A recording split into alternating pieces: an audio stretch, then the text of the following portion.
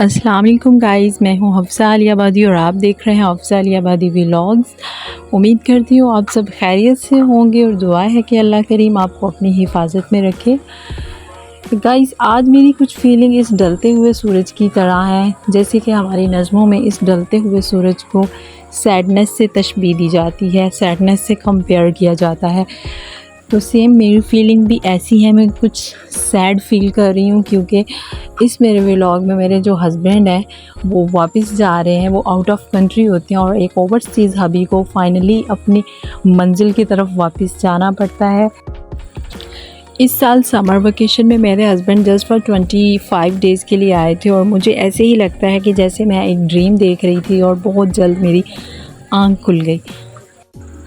अच्छा गाइस, मेरे हस्बैंड की फ़्लाइट थी सुबह 4 बजे की और वो 2 बजे ही उठ गए रेडी होने के लिए और मैं तो बहुत ज़्यादा रो के सोई और लेट सोई, तो मेरी आँख नहीं तब खुली। तकरीबन 3 बजे मैं भी उठी और जैसे ही मैंने उनको रेडी देखा वापस जाने के लिए तो मेरे आंसू कंट्रोल करना मुश्किल हो रहा था। मैं बता नहीं सकती कि उस टाइम क्या फ़ील करती है एक ओवरसीज़ की वाइफ़, और मेरे साथ भी कुछ ऐसा ही था।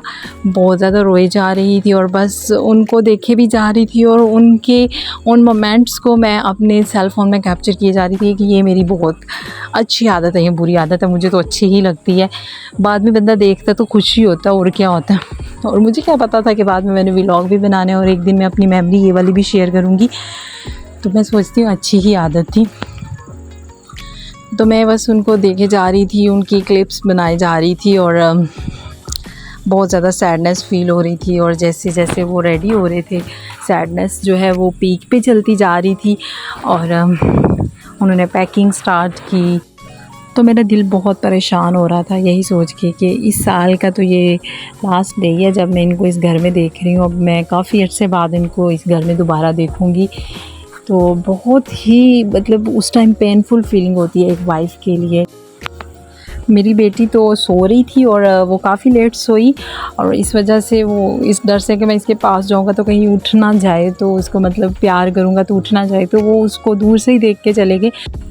लेकिन जब वो मेरे बेबी से मिले और उसे प्यार किया और उनकी आंखों में मैंने एक सैडनेस देखी, तो उस टाइम बेइख्तियार मेरी आंखों से बेतहाशा आंसू जारी हो गए और मैं उनको इस तरह सैड नहीं देख सकती थी। ये नहीं हम लोग कह सकते कि नहीं, जो ओवरसीज़ होते हैं, ये जो मर्द होते हैं, इनके दिल बड़े स्ट्रॉन्ग होते हैं, ये इनको कुछ भी नहीं फ़ील होता अपनी वाइफ़ को और बच्चों को छोड़ के जाते हुए। ऐसा कुछ नहीं है, जैसी हमारी फ़ीलिंग होती है सेम उनकी भी ऐसी ही फ़ीलिंग होती है। वो भी अपनी बीवी बच्चों को छोड़ के तो नहीं जाना चाहती, लेकिन क्या करें, ज़िंदगी है, जीना है, खाना है, पीना है, फाइनली फिर अपनी मंजिल की तरफ जाना है और कमाना है, तो फिर जाना पड़ता है हर किसी को अपने सोर्स ऑफ इनकम की तरफ। तो इसी तरह फिर मेरे हस्बैंड भी रेडी हुए, गाड़ी में बैठे और मैं उनको एयरपोर्ट पे नहीं छोड़ने गई क्योंकि उनको पता था कि ये बहुत ज़्यादा रोएगी और जब फिर मैं रोती हूँ तो मेरी नाक बहना शुरू हो जाती है और शू शू स्टार्ट हो जाती है। तो फिर मैंने सोचा नहीं, मुझे नहीं जाना चाहिए, तो मैं नहीं गई। बस उनको घर के मेन गेट से ही खैर बात कहा और दुखी दिल के साथ खैर बात कहा और दुआओं के साथ कहा और रोते हुए। और उस टाइम तो इतनी तेज़ बारिश हो रही थी और ऐसे लग रहा था जैसे आसमान भी मेरी फीलिंग्स को समझ रहा है और मेरे साथ आसमान भी रो रहा है।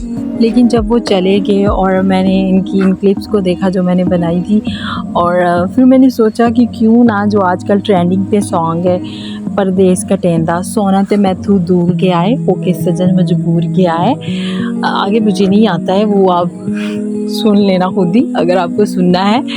तो फिर मैंने सोचा क्यों ना इस सॉन्ग पे मैं ये सारी क्लिप्स को एडिट करूं, और मैंने ऐसा ही किया, उन क्लिप्स को एडिट किया और अपने टिकटॉक अकाउंट पे चढ़ा दिया।